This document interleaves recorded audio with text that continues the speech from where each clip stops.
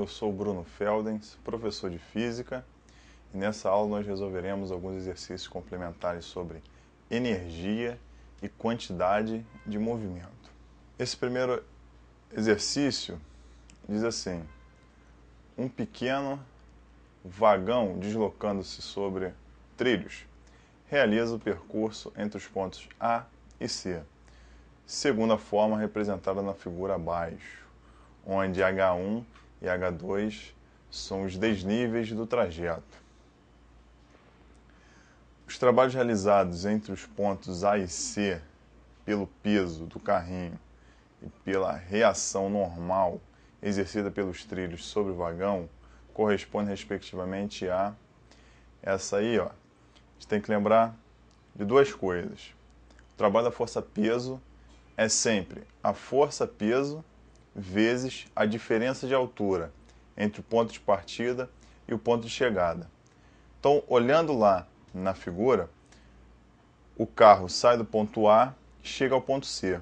Só que para ele ir do ponto A ao ponto C, ele passa por um desnível, né? O carro, o vagão, ele vem na horizontal, cai, entra aí num desnível e depois sobe. Esse desnível, que é lá no ponto B, tem uma altura H1. E a altura do ponto C é H2. Só que o trabalho da força-peso só importa a diferença de altura entre o ponto de partida e o ponto de chegada. Não importa por onde ele passa.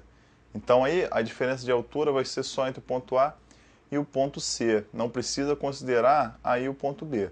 Então o trabalho da força-peso vai ser a força-peso vezes a altura, que nesse caso é somente H2.